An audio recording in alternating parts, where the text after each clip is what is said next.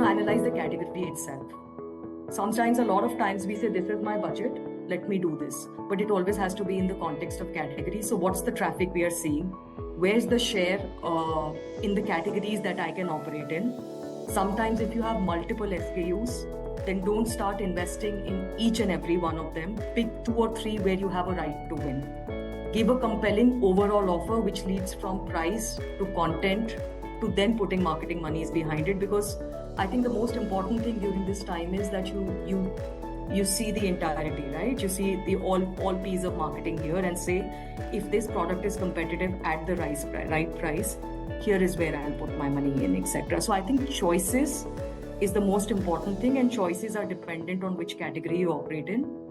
What's the market size? What's your brand size in that? And then you choose your strategies and you move forward and deploy.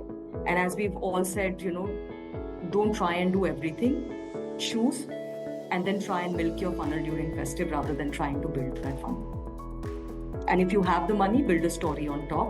Will always help you in conversion itself, not just the top funnel. The brand loyalty is somewhat fleeting during this time period, no matter how much we try as marketers in terms of brand preference. So it's also a very opportunistic time for D2C brands to introduce their product, to introduce their category to customers during the season. So missing out on the season is a big blunder, I would say. And if the product is not ready, and they can still go into a seasonal time period. I mean, if you are in beauty, then winter is still there, and if you're a summer category like fans, of course, I mean, similar like deodorant or something, then maybe summer is there. But if they're ready, this is the best season to go live. I am sure most of the D2C brands would also have questions in terms of they're already well established big sharks in the market. How do we even establish ourselves and the money being sufficient and things like that. I do think that what most of the retail media networks today allow is very precise targeting.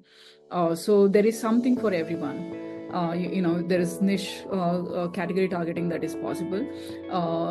So that is how to plan the media so that they can still get a small pie out of a small share out of a big pie. The other aspect of it is it's almost imperative that you cannot ignore the huge number of customers who are there on these platforms during the festive. No matter how much of brand love we want to create and the website side that we want to boost, most customers during festive are definitely checking out the array of products available on the top 3 or 5 retail networks. So being present on the retail network during this time period is essential. At the same time, there are so many formats in which the brand can still be, built as, from a point of recall. The biggest advantage is a customer who comes on board during this festive period will potentially stay as a customer for the rest of the year. So for the D2C brands, this is the biggest season to get that first wave of customers. Specifically for high involvement categories, I think it's very important to get the pre-evaluation phase right? Because or pre-purchase right? When your audience is actually doing your research and evaluation. So I think timing plays a very important role, right?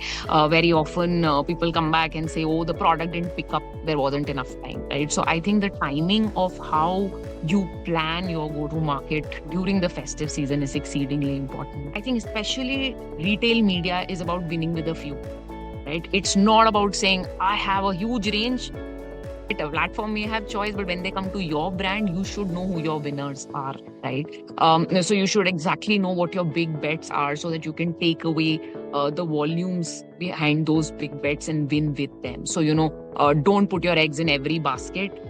See where you can and build them completely. So what I mean is that I think very often we forget the entire consumer journey. Right. So we forget the fact that content plays a great role. And I see a lot of people asking questions saying, we can't give more than 10% discount. We can't give more than 5%. What should we do in the festive season? Right. It's not just, and like Jyoti also said, the research said Indian customers don't want the cheapest. Right. Our research in high involvement products says customers actually look for the latest, because latest means it will last the longest, which is actually a very interesting insight, because he thinks this value is I need for next 5 years. So he's willing, and he's actually prepared to pay a good price, but a competitive price, right? So I think you have to build those reasons. Content is very often neglected as what you need to get right, because at that point in time, especially on retail media, you are not there, right? You are not there sitting and telling the customer why he or she should buy your product. And you haven't realized that from your title to your pictures, to your what you say in the description, to how you do your A+ content, all of that is doing what a store promoter would have done.